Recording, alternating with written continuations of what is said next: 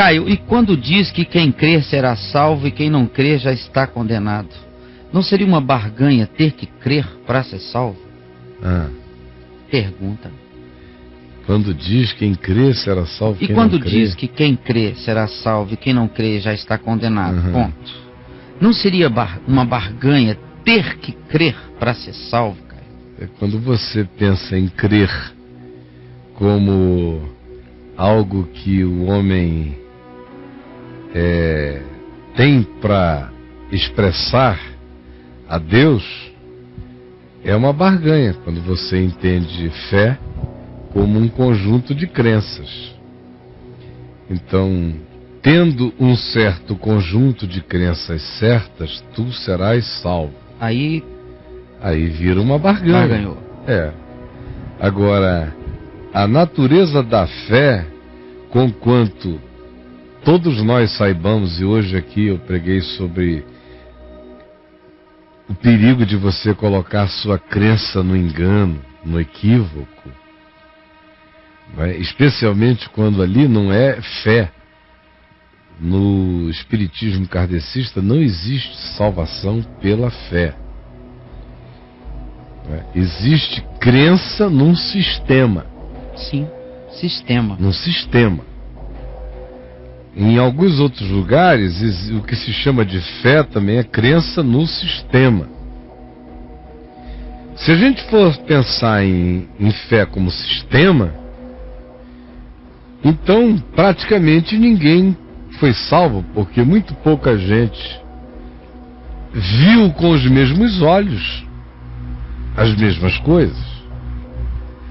Por exemplo, Abraão é o pai da fé. Não é o que Paulo diz? Nosso pai Abraão tornou-se o pai da fé, porque creu sem justiça própria alguma, creu em Deus, isso lhe foi imputado para a justiça. Pois bem, esse Abraão tinha uma fé muito diferente da minha, em muitos aspectos. Ela não era diferente da essência. O que Abraão na essência cria? Cria que havia um só Deus, Criador de todas as coisas. Eu também creio. Cria que esse Deus é infinito, eterno e pessoal, relacional. Terceiro, eu também creio. Terceira coisa, que esse Deus tem vontade relacional para manifestar a vida humana. Ele cria nisso, por isso ele ouviu a voz, creu e partiu.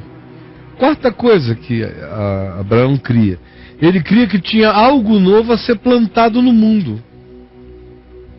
Justamente por isso, ele aceitou a promessa de que ele seria herdeiro de coisas até então impensáveis. Ou seja, ao crer daquele modo, Abraão confessava de que tinha algo deficiente no planeta. Ele era portador de uma palavra de esperança, de um evangelho. Mas a consciência de tal evangelho não era a que eu tenho. Era uma esperança. Sim. Jesus chegou a dizer: Abraão viu os meus dias e regozijou-se. Ele teve lampejos simbólicos, arquetípicos acerca de Jesus, e também teve manifestação do Cristo eterno antes da encarnação do Jesus histórico, que é aquele anjo do Senhor, que eu já expliquei diversas vezes, que se manifesta no Velho Testamento e que se manifestou a Abraão diversas vezes, que aceita a adoração, aceitava, era tratado como Deus e não fazia como os anjos, que diziam: não sou, para com isso. Aquele não, aceitava todas, porque ele é uma epifania divina. Então, essa percepção e outras mais ele tinha, mas de uma natureza diferente da minha. Mas essa fé de que Deus é o justo e justificador de todos os homens era a essência do que se pode chamar de a fé de Abraão, que é a essência do que se pode chamar da minha fé. Esse crer em Deus, portanto, não chega nunca como uma barganha, porque simplesmente o indivíduo aceita que está feito. Ele não crê para que seja feito. Ele aceita que está feito. A fé no Evangelho é uma admissão grata de que foi feita em meu favor o que eu não podia fazer por mim e nem posso. Essa não tem como ser barganha, porque ela foi feita antes de haver mundo. Ela foi feita unilateralmente. E a determinação é que se eu creio, eu sou salvo. Se eu não creio, eu sou condenado. Em que condições é que isso acontece? Se eu creio, eu sou salvo quando a informação me chegou mais do que como informação. Quando ela me tocou, me iluminou, me revelou, me explodiu no coração. O pessoal pensa que o indivíduo ouviu o Evangelho quando ele ia passando numa sala e alguém estava falando de Jesus. Aí ele chegou na esquina, levou um tiro na cabeça, uma bala perdida, morreu. Aí ficam os crentes dizendo, será que ele foi salvo ou não? Aí chega um e diz, não, mas ele parou 5 minutos diante da televisão justamente antes de receber a bala perdida na esquina. Vai ver que ele creu, deve estar no céu. Aí o outro diz, mas não, ele não estava nem prestando atenção naquilo, ele estava espremendo as espinhas. Não deu tempo dele desenvolver. Não. Isso é cabecinha de crente, de ameba. Não é?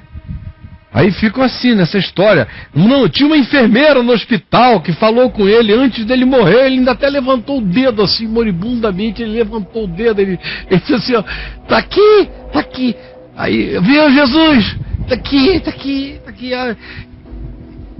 Entendeu? Cabecinha de crente. Amebinha, salvação de dedal. E de dedada. Então, é tudo desse tamanhinho na cabeça do pessoal. Quando crê no Evangelho, não é dizer amém para a informação. Crer no Evangelho é viver pela palavra. Isso é crer. Como diz Tiago, a fé sem obras é morta. É viver pelo Evangelho. Isso é crer. O indivíduo que foi explodido na consciência pela realidade do Evangelho e disse sim a ela, esse creu. O outro recebeu o mesmo impacto, não foi uma informação. O Evangelho só vira Evangelho quando ele transcende a informação e ele chega ao coração como uma provocação para a vida. Que se eu acolher, me salva, e que se eu rejeitar, me condena, porque conscientemente eu não quis. Eu disse não ao amor, eu disse não à bondade, eu disse não à justiça, eu disse não à verdade, porque o Evangelho é amor, verdade, justiça, perdão, bondade, graça, misericórdia, mesmo quando o indivíduo não ouviu falar ainda do nome de Jesus. Aonde quer que tenha chegado para ele, no coração dele, a certeza de que a vida de Deus, a vida para ser vivida como humano no planeta, é uma vida marcada pelo amor, pela misericórdia, pela compaixão, pela justiça, pela fidelidade, pela bondade, pela longanimidade, pela sinceridade, pela solidariedade. Mesmo que o indivíduo não tenha ouvido falar do nome de Jesus, se ele creu nisso e ele vive por meio disso, é o Evangelho que ele pratica, é no Evangelho que ele crê. Agora, aquele que diz que crê no nome de Jesus e que é batizado em nome de Jesus e faz profissão de fé pública no nome de Jesus e que conhece a informação do Evangelho e vive contra ela, e odeia, e não perdoa, e não é compassivo, e não é benigno, e é invejoso, e é usurário, e é suvina, e é idólatra do seu próprio ventre, e é um ambicionador idólatra de dinheiro, e não se solidariza, e é um desconfiado, e é um indivíduo invejoso e amargurado. Em que esse indivíduo creu? Que evangelho entrou nele? O nome de Jesus significa o quê? Se é pronunciado por essa boca e não muda nada no coração? Por isso é que Paulo disse: com a tua boca tu confessares a Jesus como Senhor e no teu coração tu creres, tu serás salvo. Porque quando eu creio com o coração eu vivo. Não é possível que o coração creia e a vida não viva. É possível que a boca confesse e a vida não viva. Mas quando o coração crê, a vida vive o que o coração professa. É como estado diarreico, estado de paixão. Sim. Creu com o coração vive. Então isso é crer, e isso é não crer. Então o que ele chama de crer é diferente do que eu chamo crer e do que eu chamo não crer. O que ele chama crer é aquele cara, né? Ele está naquela, ele levantou a mão, botou o dedinho, estava em estado de coma, mas piscou para a enfermeira, disse assim, então tá salvo. Entendeu como é que é? Ele tá, eu estou numa outra, totalmente diferente. A do Evangelho é uma outra. Porque eu não posso ler o Evangelho com os códigos da Igreja Assembleia de Deus. Eu tenho que ler o Evangelho tendo Jesus como chave hermenêutica. Eu leio o Evangelho tendo Paulo como chave, como contribuidor interpretativo. Pedro, o todo da palavra e, sobretudo, a pedra de esquina, que é Jesus, que é a minha chave interpretativa, que abre todos os tesouros da sabedoria e do conhecimento do Evangelho. Como é que eu vejo Jesus tratando quem crê e quem não crê? O que é que Jesus chamou de crer e não crer na relação com os homens? Essa é a pergunta que ele tem que fazer. Porque aí ele acaba com o pressuposto dele, porque hoje ele está me perguntando baseado no pressuposto religioso que ele tem do significado de crer em Jesus e não crer em Jesus. Aí quem virou evangélico está salvo, quem não virou evangélico está perdido. Acabou. Agora, o que para Jesus significava isto? É só ele ver como é que Jesus tratou as pessoas. E o que Jesus, que é esse absoluto, disse de si em relação aos que não tinham nem ouvido acerca dele. Para aqueles para quem ele veio e não receberam, ele falou daqueles que não souberam dele, mas o acolheriam. E o acolhiam de um modo estranho, muito mais profundo do que os que sabiam dele e o rejeitavam, explícita e esquisitamente, com medo de perder lugar, posições, poderes, importâncias, de ter que reescrever toda a sua Bíblia, toda a sua doutrina, todo o seu compêndio, porque Jesus acabava com o mundo deles, eles não queriam aceitar o mundo de Deus para eles.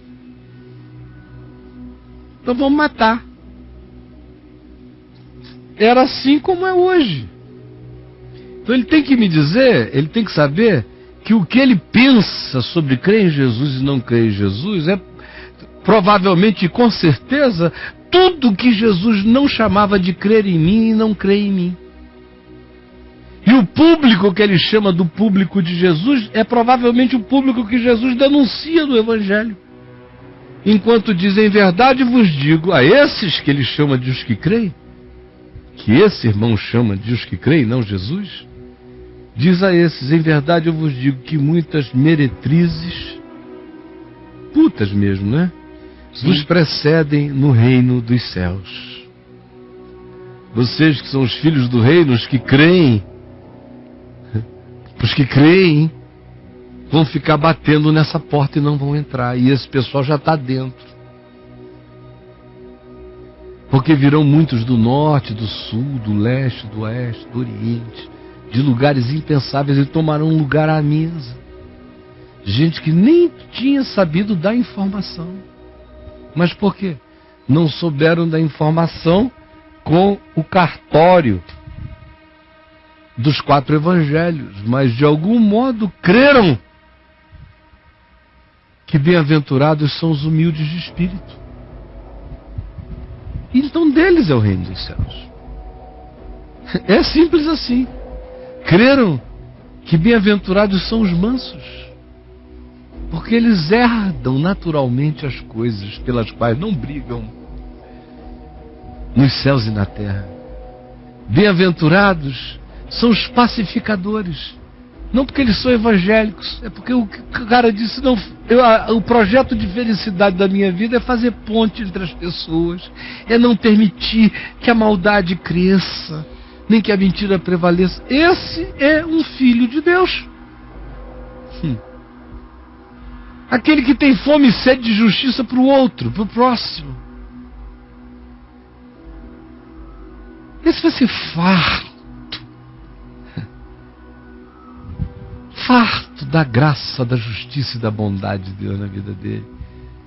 Esse que olha com um olhar limpo para a vida, que prefere se alegrar com a verdade ao invés de se alegrar com a injustiça, que prefere crer em segundas chances e oportunidades, que perdoa sempre, mesmo quando pedagogiza o perdão com disciplinas, com verdade, mas perdoou já a priori e não guardará no coração nenhuma ira que se ponha, que se deite na sua alma com o pôr do sol.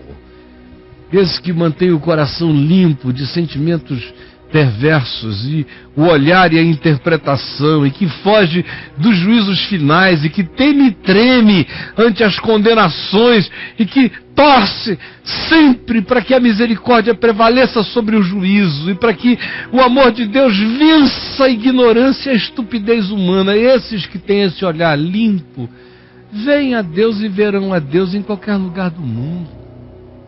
Sempre viram, e sempre foi o Espírito Santo que produziu isso. Antes de Jesus se encarnar, depois de Jesus se encarnar, em qualquer lugar do universo, aonde quer que essa mutação aconteça, foi o Espírito Santo que gerou. Essa é uma outra coisa que crente não admite, é que o Espírito Santo sopra onde quer. Sem presença de crente, especialmente para não atrapalhar, ele sopra onde quer. Então todo indivíduo que chega e diz, eu quero ser sal da terra, eu quero dar gosto à vida, é de Deus. Que chega e diz, não, eu não estou aqui para trazer consolações mentirosas, mas para ser um espelho de toda a verdade que eu perceber, eu quero vivê-la, eu quero encarná-la, e eu sei que tudo quanto diz respeito à prática do amor, praticado com sinceridade, é verdade. Assim farei, esteja ele onde estiver. João diz, todo aquele que ama é nascido de Deus. Estranhamente, conhece a Deus, porque Deus é amor. Só que o que eu estou dizendo aqui, eu podia sair dizendo, para não sair de Mateus 5 a 7, estas minhas palavras, os fundamentos que Jesus disse, para nem sair disso, eu ia ficar o resto do dia aqui. Isso aqui é tudo que importa. Tudo mais é comentário. Tudo que Paulo diz, enchei-vos de Cristo, ficai cheios do Espírito Santo, tudo isso é para o cara ficar assim. Não é uma outra revelação, não é a mesma. Ele só está dizendo para você, você que ouviu isso, que obteve a informação e não está usufruindo, saiba, isso só vai se tornar verdade se deixar de ser uma informação e virar uma formação no seu caráter. Isso vai ser equivalente a Cristo crescer em você. Só que agora, isso é um privilégio maior porque você conheceu a informação do Evangelho. Por exemplo, o meu avô viveu o Evangelho quase sem informação nenhuma do Evangelho. Meu pai viveu o Evangelho com uma informação crescente e maravilhosa do Evangelho. Quem usufruiu mais na terra o que viveu? Aparentemente meu pai, que chegou a ser arrebatado ao terceiro céu, porque tinha consciência e fé do significado operativo do Evangelho na vida dele, enquanto o pai dele carregava o caráter do Evangelho e viveu a vida de um bem-aventurado, mas sem as informações que meu pai tinha.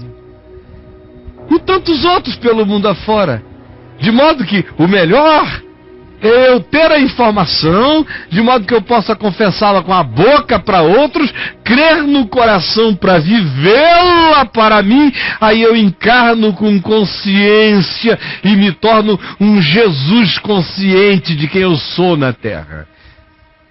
Agora, não é por causa disso que não há Jesuses não conscientes de si mesmos na terra, espalhados por aí. Como também há aqueles Jesuses que não são os expressadores desse caráter benigno do Evangelho, descrito aqui em Mateus 5, de 5 a 7, né?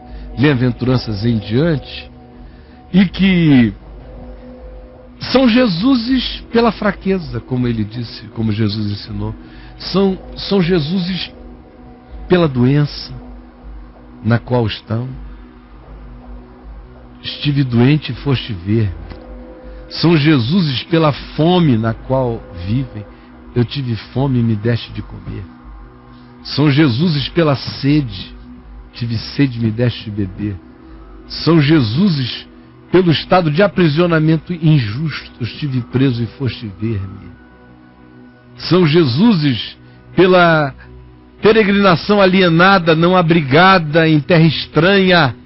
Eu fui estrangeiro e me acolheste, marginal e me abrigaste, estive nu e me vestiste.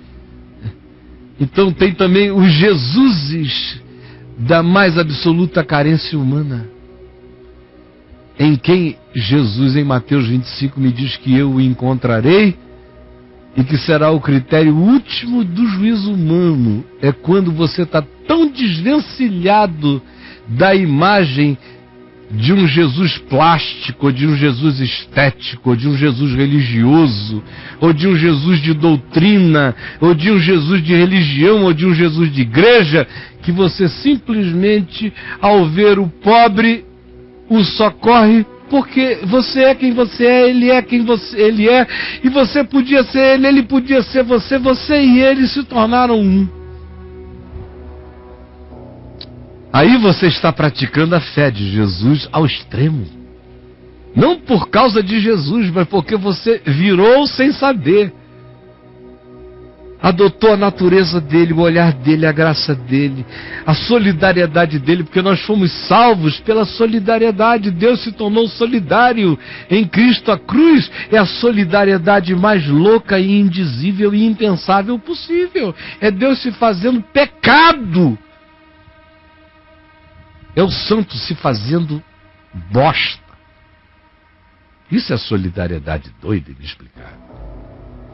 Então, quando Mateus 25 diz que a evolução última não é dizer, eu ajudei os pobres porque eu criei em Jesus, eu aprendi o Evangelho. Não, é quando já não é nem por causa disso, é porque você se tornou assim.